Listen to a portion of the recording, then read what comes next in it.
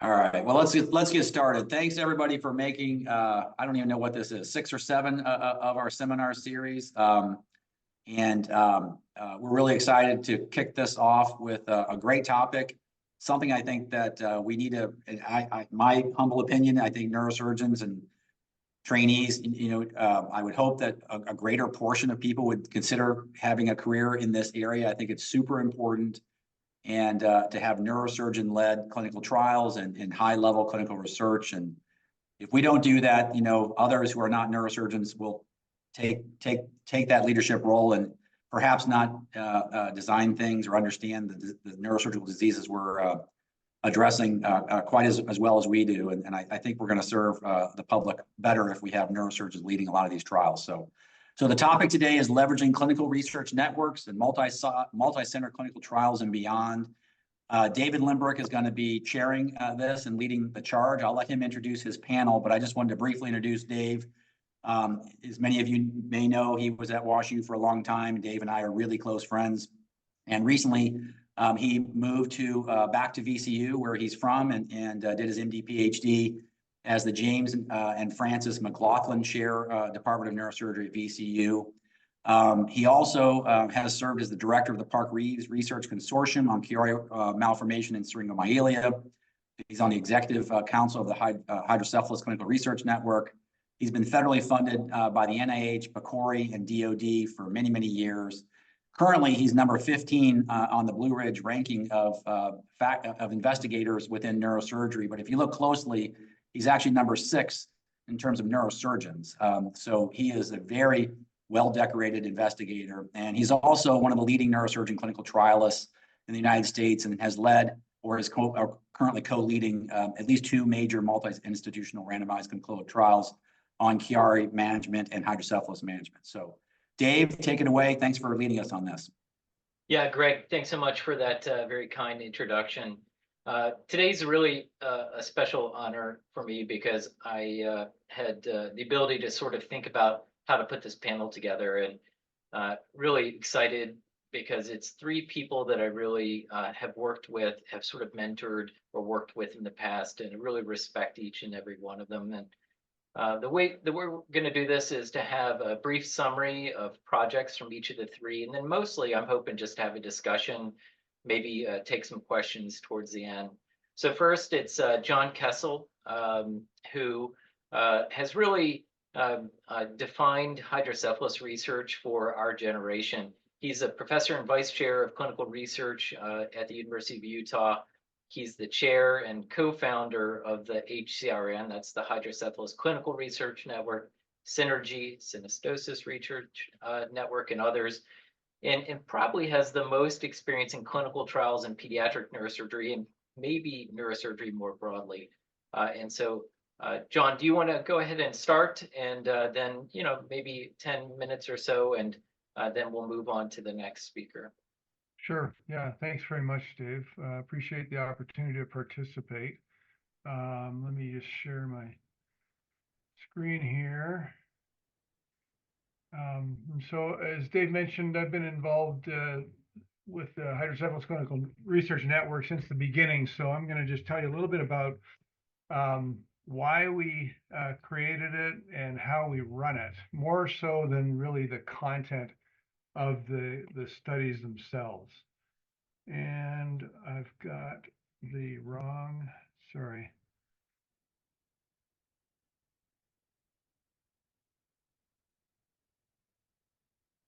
Let me just do that because the display's on the wrong screen there.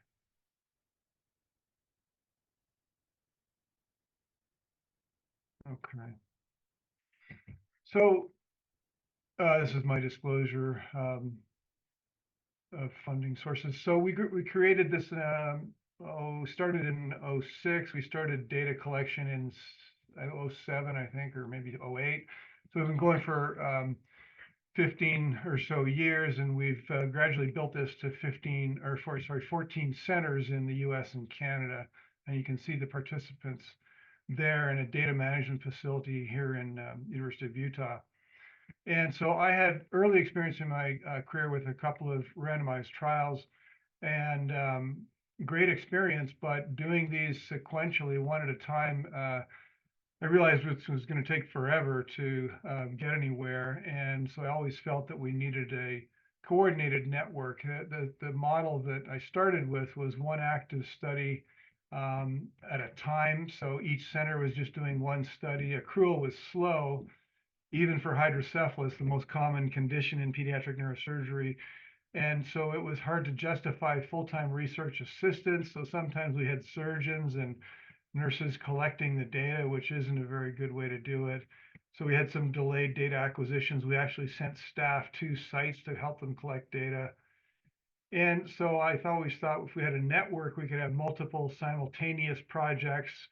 We would choose high volume centers. We could then justify support people in each center. We looked for people with clinical research expertise. And by that time, we knew who would cooperate with clinical trials. So we wanted a system like the oncologist, where every child's on a protocol. When you go to tumor board, that's the first question: what protocols are open? So that was the idea. We said, well, we need people who have training in clinical research, and at that time there weren't very many. It's much more common now. And we wanted large centers. And the other stipulation was we wanted people to come to the table with a study idea, so that we would immediately start with several simultaneous projects. And we wanted the model on the right. The typical model for a clinical trial is on the left. All the one place and one PI usually, or a small group. But here we wanted a distributed model where we are all working on studies for each other. So it distributes the academic credit around, and it also distributes the work around, which is very important. We had a scientific strategy to sort of build it on a registry. So it's a core data project that would identify all the children at the sites with hydrocephalus, and all sites are doing the registry with a waiver of patient consent. There were a couple of sites that needed patient consent in the first year or two, but they waived that. So that way it gives us without needing patient consent, it gives us a good denominator for all of the event rates.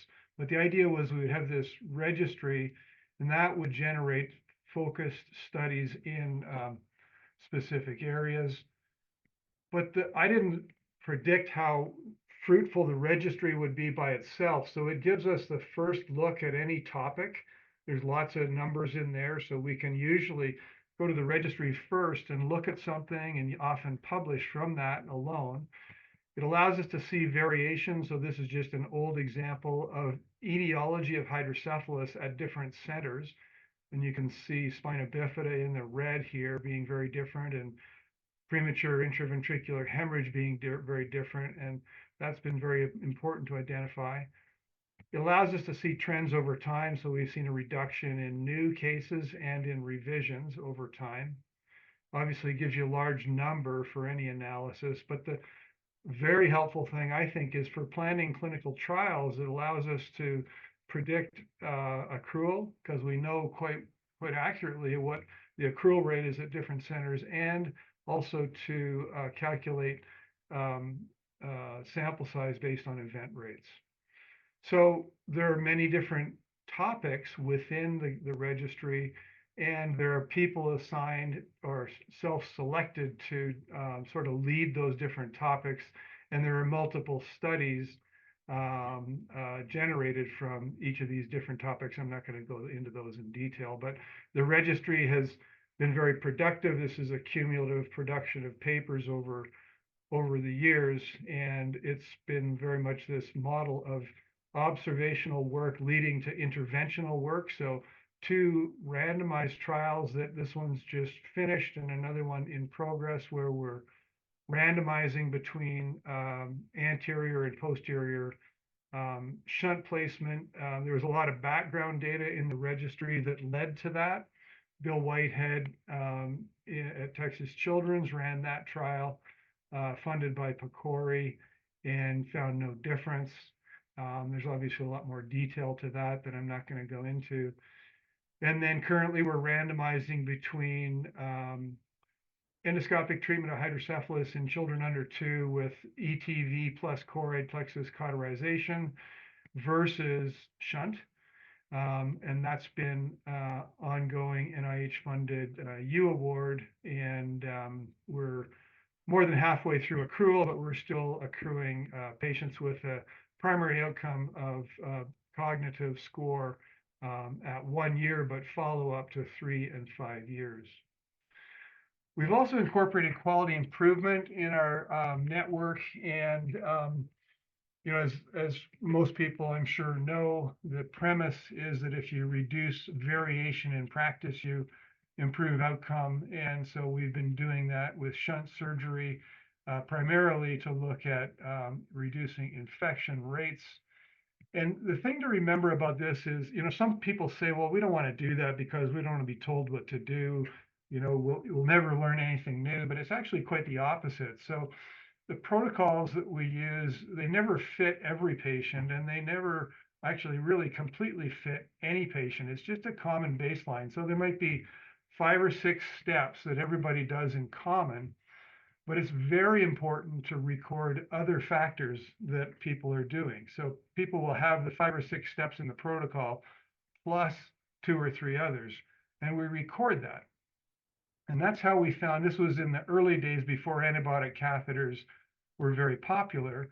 It seemed like people that followed the protocol but added antibiotic catheters were doing better. So the typical process is that you go back and you revise the protocol. So we created a new one that included antibiotic catheters, and you keep going. And so you run this iterative process over and over to try and hammer down the event rate or whatever it is you're measuring. And we've done this several iterations, and finally now this last one with our first analysis of it had about a 2% infection rate. So it takes a while, but we're getting somewhere. But you have a common protocol, but you allow variation outside of that, but you record it and then analyze it later. So, well, we've been doing all these things, and we felt that we should see if we could implement the protocols more broadly. So we created a second network that's really about quality improvement and implementation. So we take things that we've learned in the HCRN, and we ask these there's 30 some sites to implement them to see if we can have an impact in the broader neurosurgical community and impact more children with hydrocephalus. So for example, we took our infection protocol, before we used the protocol, we just got baseline data from these centers. We just observed what they were doing with no recommendations, got a baseline infection rate, then asked them to introduce the protocol that worked in our network. And then the next step is to analyze that data and see if we've impacted care on a broader basis. And there's more variation in these sites. Some are academic centers, some are not, some have research support, some don't. So it's a more generalizable model possibly. So there's 30 some centers that are participating in that. So there really is an interaction between these models. The registry is sort of the core. The randomized trials have some of their data just in the registry, and then some trial specific data. Things that we learn from randomized trials or from the registry, we take to the QI network and ask them to implement them. So these things really interact well, and are all 3 of these active and ongoing. So I'll stop there and see afterwards if we have some questions about that. John, that's fantastic. Thank you. Can you leave that slide up for just a second? Just in case, I know you just said it, but the way I would articulate this is the central slide here, and that is that you have a registry, these clinical research networks, a registry, and out of that you can run a randomized controlled trial, and through both of those efforts you generate data that can be spun out through and validated through a QI network. So think that's a really interesting way to do it. So thanks. And we'll come back to questions a little bit later, if that's okay. Okay, I'll stop sharing and make it available to somebody else. So next is Dr. David Okonkwo. Dr. Okonkwo is a professor of neurosurgery and director of neurotrauma clinical trials at the University of Pittsburgh. He's the past chair of the WNS CNS section on neurotrauma and critical care. And relevant to this talk here, he's the principal investigator for TRACK TBI, which is, again, of the theme for tonight, a national clinical research network investigating the treatment of TBI. And on a personal note, Dr. Okonkwo was the year ahead of me in the MD PhD program here in Virginia. So thanks, Dave. Yeah, good to see you. Thank you for the invitation. I thought that was a really, really good framing by John to illustrate what the value of networks can be. And what I want to try to do is illustrate how a network, frankly, changed the trajectory of my career. And that as you're getting started in a career in neurosurgery, and particularly in academic neurosurgery, you need catalysts.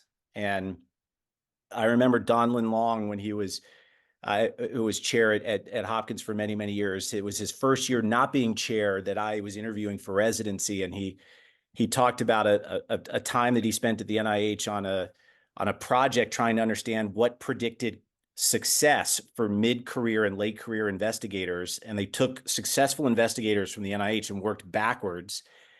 And they looked at everything from where they go to high school, college, PhD, postdoc, kind of mentorship, the kind of research. And there was only one commonality amongst the successful mid-career and late career investigator at the NIH, and it was early funding.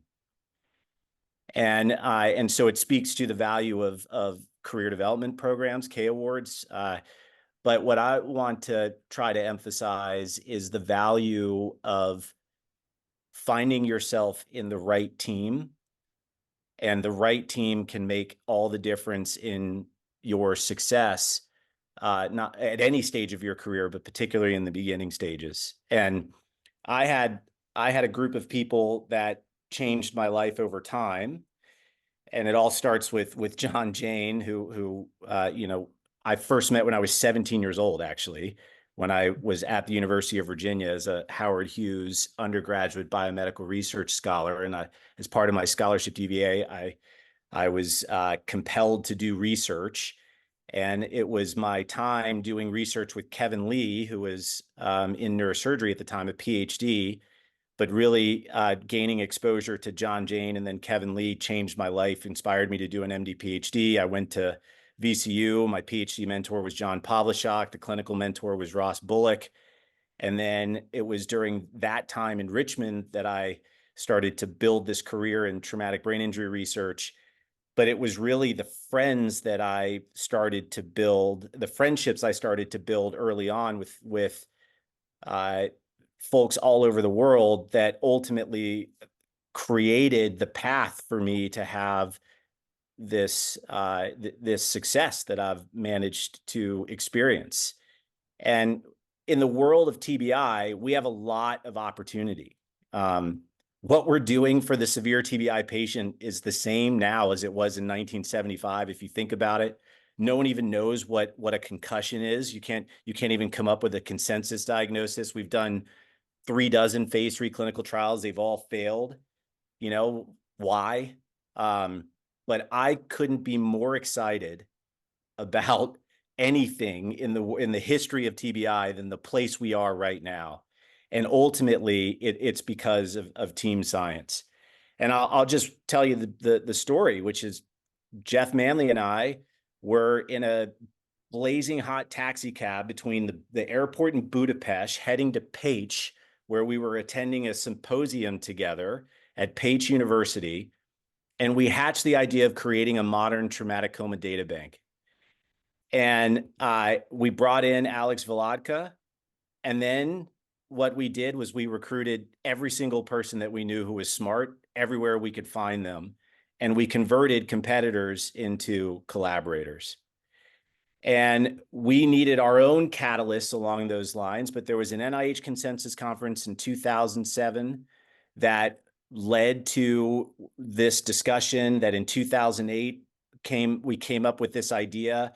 We had an opportunity in 2009 where the RC2 stimulus grants gave us an award from NINDS to do the study that we now call Track TBI Pilot, which was 652 subjects.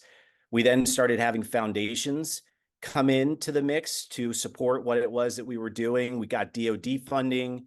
We started building an international approach to this. We created a federated database with the NIH, the DoD, the VA, and then it just went on and on and on and on and on and on and on. And if you look at where we are now, all along the way, we started with one grant became 2 grants, became 4 grants, became 8 grants, became virtual, just this perpetual stream of funding opportunities from industry, from federal sources, from foundational sources, and from private sources. And what we've done is we've created a network that is approaching the 200 million mark in funding now since its birth in 2009. And it's the who's who of academic trauma centers in the United States.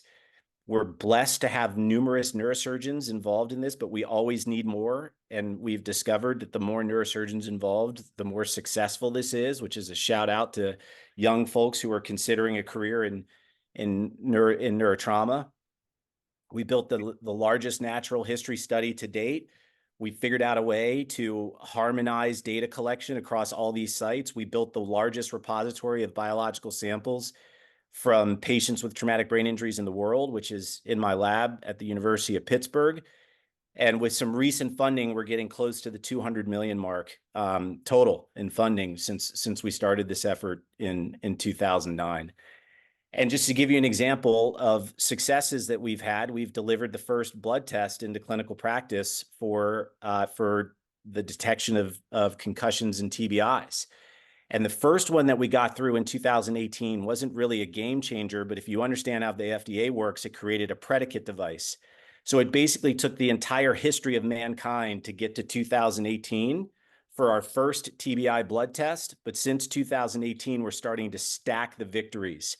And a big one happened in 2021 when we got a point of care blood test approved. And this is a plasma test, though, which means you have to do venipuncture, centrifuge, et cetera, and process the sample.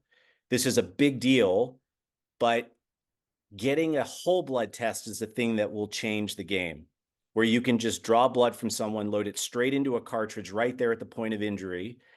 And within minutes, you can have a number that tells you how much GFAP and UCHL1 is in someone's blood. And we have a clearer and clearer understanding of how those numbers correlate with the magnitude of the injury of the patient in front of us. And in fact, 2 weeks ago, we got FDA approval of the whole blood test. And this is going to be the one that you will start to see working its way into clinical practice in very, very, very short order. This will become a near standard part of the evaluation of a person with a traumatic brain injury in hospitals throughout the first world and beyond. And it gets us one step closer to the holy grail of where we can do a finger prick, take a drop or two of blood, and detect and quantify concussions and TBI to the patients in front of us. We then had BARDA come in, which is an obscure federal agency with perhaps the deepest pockets of any federal agency you've ever imagined, who have now come in and said, we need to spread this test into every urgent care center and hospital across the world, because they believe that that is an important part of being prepared as a nation for a mass casualty or domestic terror event. We've stood up a phase 2 master platform TBI trial network where we now have a much clearer understanding of why 35 trials failed, because you can't just take someone's GCS and believe that you can treat a GCS. GCS has nothing to do with pathophysiology. So if you stand up a network where sure, you're going to take clinical information like what the person's GCS score is, but you're also going to take into consideration what their CAT scan shows and what their blood-based biomarkers show. And on the basis of that spectrum of things, we can run a master platform trial where multiple drugs can be tested simultaneously. You can shed the drugs that aren't working well. and we're going to give drugs a chance to succeed in ways that we've never given them a chance to succeed before. And this goes live in 2024. This has been a monumental effort to get to the point that we can go live with our first trial, and we're still a few months away, but this will go live in 2024. And so basically, it's been this giant honor, frankly, to be a part of a network filled with collaborators, filled with people much smarter than I am, filled with friends, and a pathway for my career to have been dramatically more successful than it could ever have been by myself. And I'm really proud of the victories we've achieved thus far and the victories that we have ahead. And it's just the pinnacle of my career to be a part of this amazing team. Dr. Okonkwo, thank you so much. That's great. I do have a few questions for you, but I'm going to hold till after the next talk here. So with that, I'm going to move on to my friend Paul Gross, who has an interesting pathway and in some ways might otherwise seem like an outlier in this group. He's not a neurosurgeon. In fact, he's a technology executive who is also a patient advocate. He's the co-founder of the Hydrocephalus Clinical Research Network. He is the founder and CEO of the Cerebral Palsy Research Network. And he single-handedly created the CPRN from 30 separate institutions, much like we just heard from Dr. Okonkwo. And the reason I invited Paul is that he has this very unique concept, which will seem intuitive, but really hasn't quite hit our networks in neurosurgery, and that is to use essentially automated EMR abstraction for clinical research. So he's going to be using CP as a case example. So Paul, welcome and thank you. Yeah, no worries. Thanks for having me, Dave. I greatly appreciate it. Let me see if I'm probably going to have to do the thing John did or flip around to get this to work. So let me just see if I share my screen and go into slideshow mode. Are you seeing presenter view or are you seeing slides? We're seeing the presenter view. Okay, I'm going to swap. Okay, so thanks for that introduction. Let me just dive right in and let me start a timer to make sure I don't speak too long. Let me give you a little more color on my role as a non-neurosurgeon. I have a 19-year-old son had a bilateral grade 3 IVH, ended up with hydrocephalus, got involved in hydrocephalus research. When he was 8, they sent him down for a gait lab for determining what intervention to do for his cerebral palsy. And we got presented with a choice that he should either get a selective dorsal rhizotomy or a single event multi-level orthopedic surgery. And then they said, you decide. And so as a parent with absolutely no medical knowledge, my wife and I looked at each other and kind of said we should do what we learned from Dr. Kestle about clinical research in hydrocephalus and apply that to cerebral palsy. So the Cerebral Palsy Research Network was really founded out of an NIH workshop that I helped instigate from my perch on NINDS Council. So this meeting happened in 2014, and that it's a very unique meeting in the sense that at the end, the organizers of the meeting stood up and they assigned these 5 topics to different people in the audience. And because of my experience co-founding HCRN with Dr. Kestle, I was put in charge of trying to start a national CP registry. And then these other ones were doled out to other people. But within a few months of trying to advance just a registry, we determined we really needed to do probably these first 4 items. And we were founded really to do those, and then eventually expanded to include the 5th with by expanding into genetics. So it's really the merger of both my experience being exposed to watching John Kestle lead and run the Hydrocephalus Clinical Research Network and having a registry at its core, to an experience I got exposed to in that 2014 meeting from a developmental pediatrician at Nationwide, where they were capturing discrete data from usual care right into Epic, and then extracting it and using it for both quality improvement and research. And being a parent, I took a patient-centered focus from the outset. So quickly, our mission is to optimize the lifelong health and wellness of people with CP and their families. And our focus is on high quality research and quality improvement, education, and community programs. So what we are is we are a standalone 501c3 that organizes the field to get a network of institutions, clinicians, therapists, patient advocates, researchers to come together to study the condition. Our data coordinating center is at the Epidemiology Data Center at University of Pittsburgh. And there they host our clinical registry, and we also have a community registry that captures data from people in their homes, on their phones, and whatnot. And then we have education and well-being programs. So we're kind of a patient advocacy organization and a big research organization. So since we launched in 2015, we've launched a number of sort of educational tools, like there's a toolkit for people that get a diagnosis of cerebral palsy called From Diagnosis to Understanding. We've translated that, but we also personalize information on the web to make it so that it's available to people to sort of, you give us a little bit of information about your CP, we give you very specific table of contents of information about what you should consume to understand.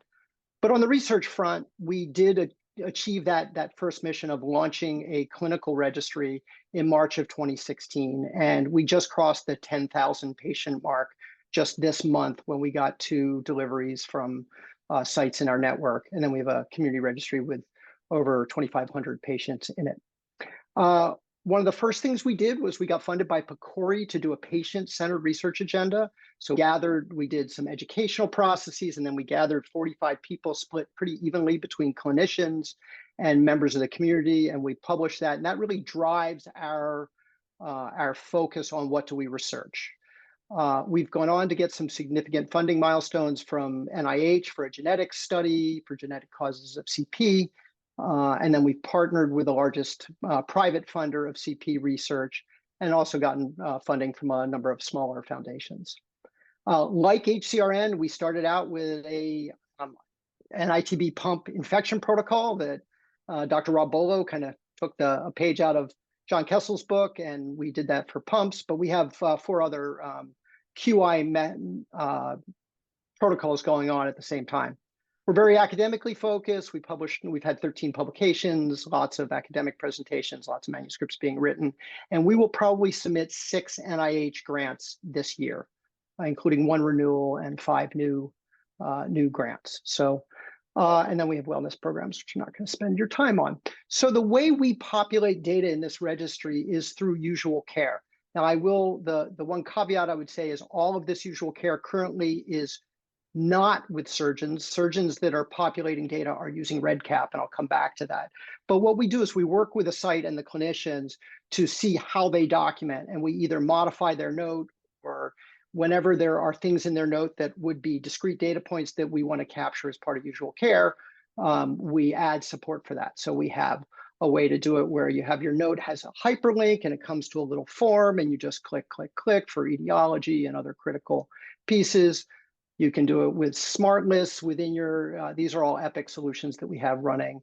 A smart list inside of your note. If you're using Note Writer, that's another one of these, little click on a button, brings up a little form, injects immediately into your note. And then we are also doing the most basic version of this in Cerner. And then we plan to start to do dictation to discrete elements, because we know dictation is the main method of op notes. But in any case, we get apples from all sites. We are not mixing apples and oranges. And so most of the neurosurgery sites do chart abstraction at this stage. There's only one site using that EMR form method right now. And so there's a clinical research assistant that's doing chart abstraction into either ITB pump forms or selective dorsal rhizotomy forms. We haven't added deep brain stimulation yet. And we also use REDCap for doing quality improvement. But what this allows us to do is get these discrete data elements all from usual care, all collected in the same format, across, we have 31 centers. We have, I think 20 of them are collecting data currently. So it takes a little while to get onboarded. But not only do we get this usual care data, but we get it from the EMR, encounters, procedures, like in the form of CPT codes, conditions, diagnoses, prescribing, dispensing, labs, payers, death, zip codes. You can do, we get all this rich information where no one is doing data entry except for the people that, check your patients in at the front desk kind of thing, and lots of other back-end hospital systems. And that's all extracted and then sent to our data coordinating center. So just to give you a snapshot of 2 different data points. So the gross motor function classification system is this critical way to talk about how people move around through the community. And you can see sort of the distribution in percentage we have of 9,500 patients, that's how many we had back last month.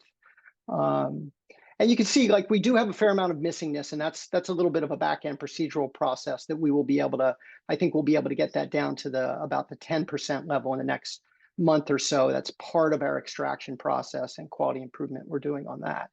And then if you look at age, we have mostly pediatric centers, but a lot of them treat people into older ages, and you can see about 24% of our patients are actually adults.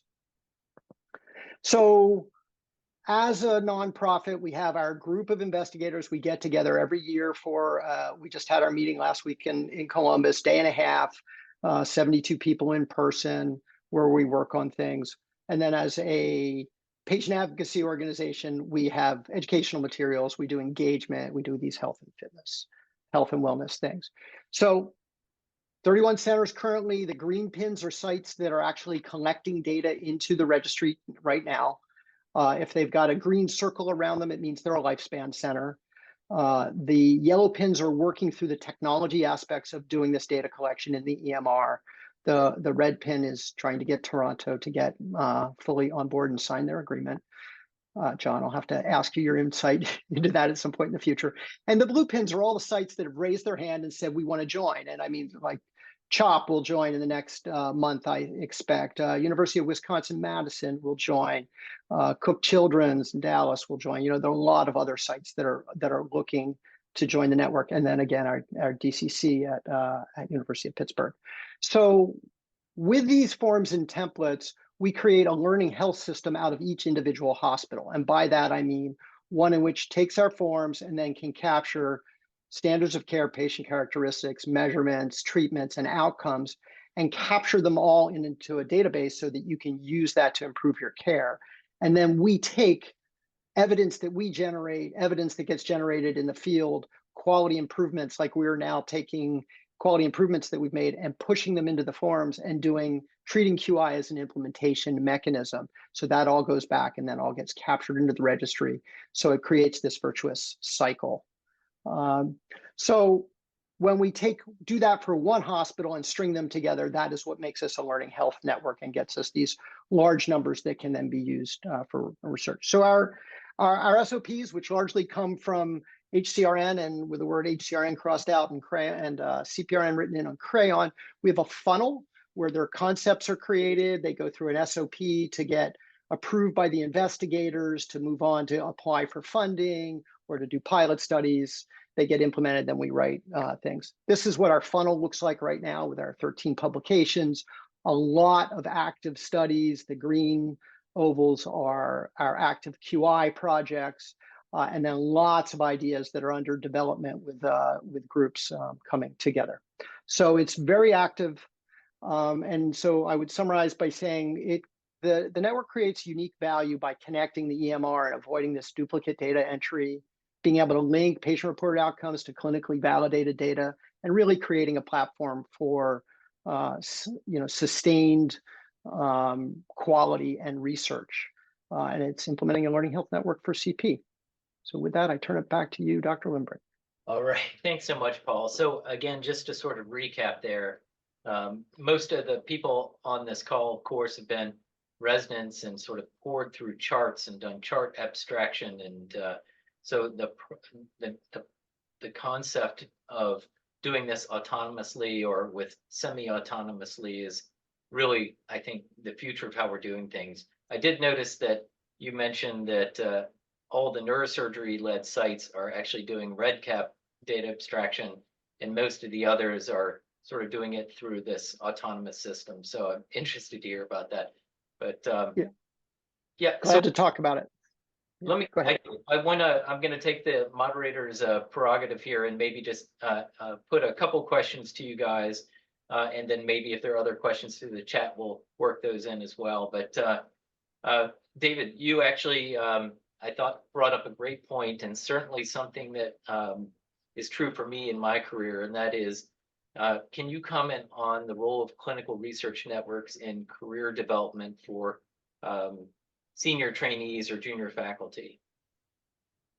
Yeah, I just remind people all the time that the days of sitting in a windowless laboratory and changing the world are over. And modern science is team science, and it requires, you know, a chain is only as strong as its weakest link. You got to have great people on the team, but in the end, it is the team.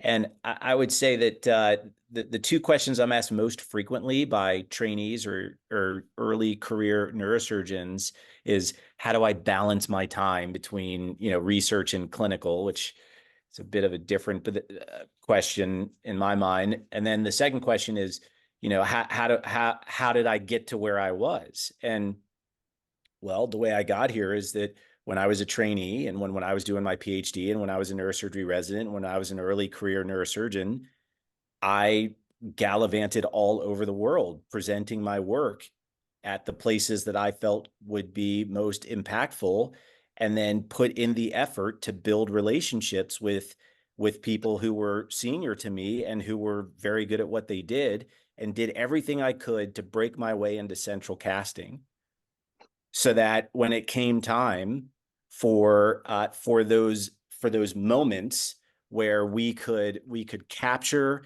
the opportunity to do something grand, I was ready for it, and I had already demonstrated value to the people who were senior to me. You know, no one is given anything in this world.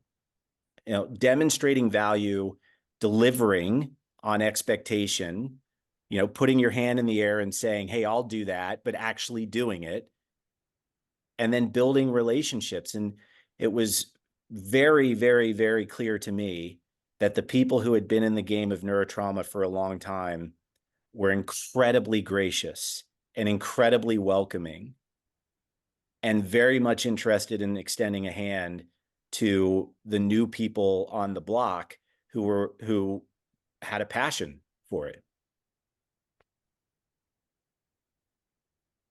Thanks, Dave. I actually completely agree with that, especially you have to deliver, right? I mean, I think that's a critical element, so I'm glad you brought that up.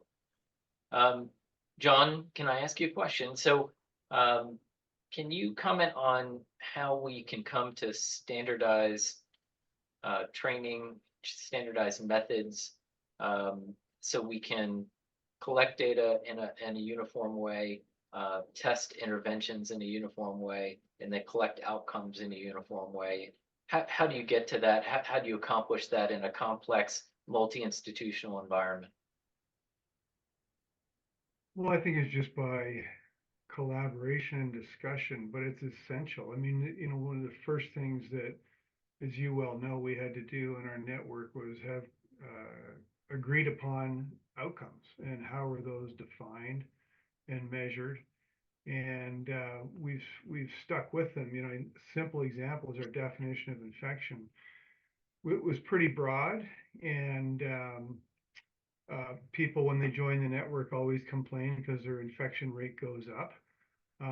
But it doesn't really matter. We're using the same thing for years, so we can see trends over time. But establishing that was just discussion with experienced people and coming to consensus. But it's key in every aspect of what we do. And sometimes unpleasant, if I remember. You know, it's a process to get people No. on, right? Yeah, I mean, sure, especially if you're going to start using something different and it impacts your, you know, your event rate that you were used to, but people have come around. So my next question is for Paul, actually. And Dr. Okonkwo made the excellent point that modern, meaning sort of leading edge science, is team science now. The one thing that I've seen both in the HCRN in my own studies and now in CPRN is that team science now often includes a patient advocate or a patient partner. And especially for funding mechanisms, the NIH for one, but especially PCORI and others, they really enjoy seeing partnership with patients. Can you comment on that from both sides, both as an investigator now and then previously as a parent? Sure. I mean, as an investigator, I feel that I get incredible support, respect, interest from collaborators in having sort of my opinion, my experiential opinion as a parent, as part of the shaping of what we're doing. Is this question important? Is the outcome important? There's like lots of great dialogue on that front. And we just had, as I said, we had our annual meeting in Columbus, Ohio at Nationwide last week. They have a new conference facility, and so we were able to open it up. And so we had 72 people in person. I think 10 or 11 of them were community members, and the rest were clinician investigators, predominantly. And we ran a family engagement in research, specifically to build capacity towards being able to add people from the community to these study groups and make it so that when people make a proposal, they have to talk about how it fits with community needs. And we encourage them to draw from our population of advocates to participate in the studies and try to support them with whatever information they would need. So I think it's important. And we're seeing it not only in PCORI, but we got very strong positive feedback recently from NIH about our choice to involve a group of parents in an SDR study. We didn't get funded though, but it's nice feedback nonetheless. But we'll take another swing. Thanks, Paul. And I would just add my own 2 cents on that is sometimes your study questions can be fine-tuned a lot by getting feedback. The U01 that John Kestle and I helped to lead, comparing ETB, CPC, and shunting, was largely informed by a survey of patients and asking the question, what is the most important factor to you in the treatment of your child in terms of hydrocephalus? And that informed the way that we frame the study. Would you say, John, is that fair enough? Yeah, for sure. So I didn't mention it, but we've had a long-standing, excellent relationship with the Hydrocephalus Association that Paul used to chair.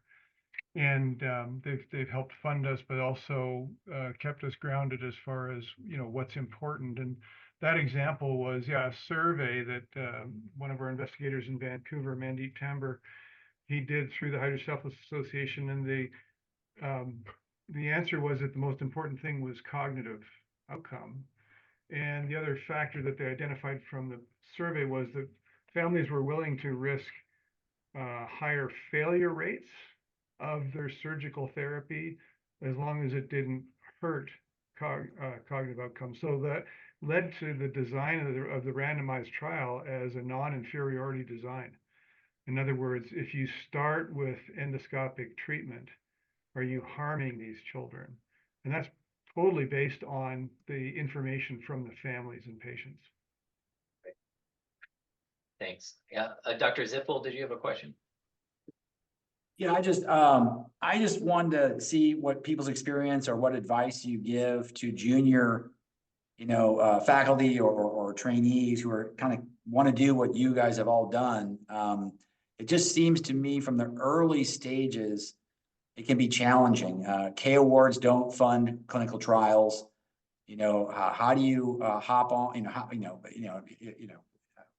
Advice I've heard in the past is hop on existing clinical trials or existing, clinical research, and then kind of create a tangent, for your K award and things. But obviously, getting that K award in most cases is really important and transformational and gives you the protected time and kind of NIH credibility, but it seems a little bit more challenging, at least I've found when trying to mentor folks versus people who are doing more kind of focused wet lab, work that is a little bit easier to kind of project on what a 5-year K award would look like and what you can get accomplished with animals versus humans, which is just another scale. So what's your advice on junior people for how to get that K award and how to kind of get the career started at the earliest stage?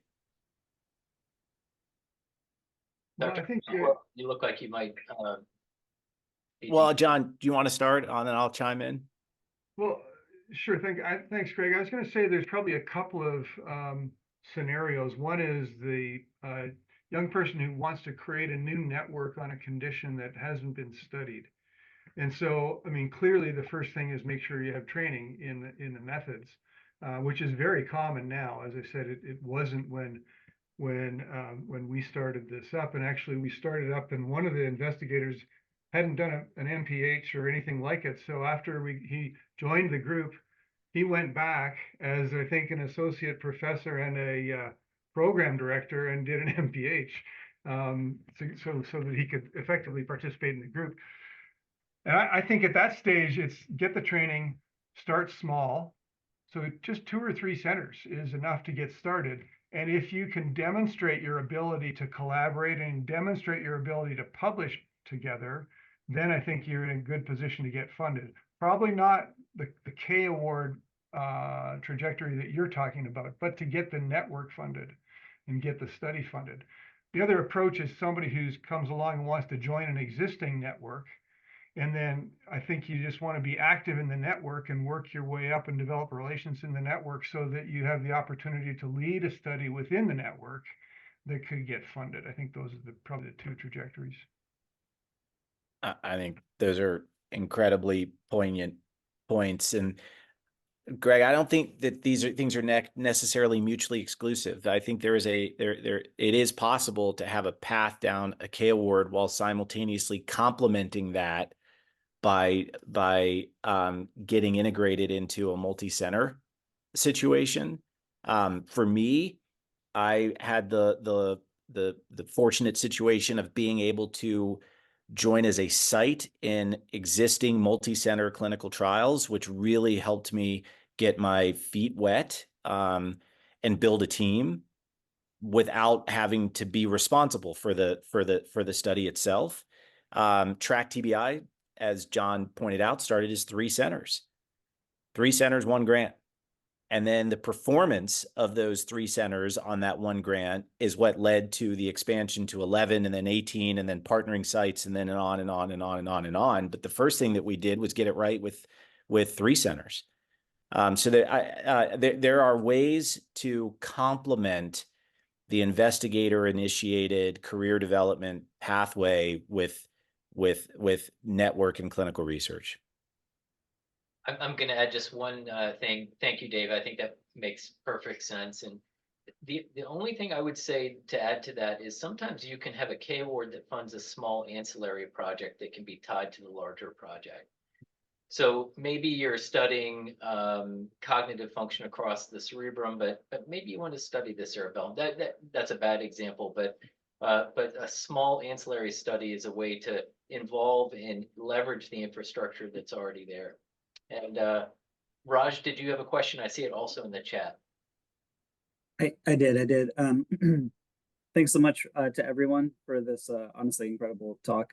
So my question is, I suppose primarily for Dr. Kestle. So the way that you describe those sort of 2 pathways, I can see, so I'm a skull-based tumor surgeon and I do some neuro-oncology. So in the second pathway, I can see how I can link with the Alliance and other established networks that are out there. But for the first pathway, I'm kind of at the point that you described where I have an MPH, I just became an associate professor, I'm an assistant residency program director, and I've had a handful of projects with certain collaborative sites, so actually Pittsburgh and Mayo Clinic on some skull-based tumor projects. But what I'm a little unclear on is what type of grant mechanism might be best for that, 3-center type of study. So do you have any insights on that? I'm not sure if it's like a NIH planning grant type of thing, or just I'm not familiar enough with some of the grant mechanisms for clinical trials and registries. Any insights would be really appreciated. Yeah, I think so. We were very fortunate. We had philanthropy to get us started to generate data. It was Paul who supported us to get started, so we can generate the pilot data that went into the NIH application.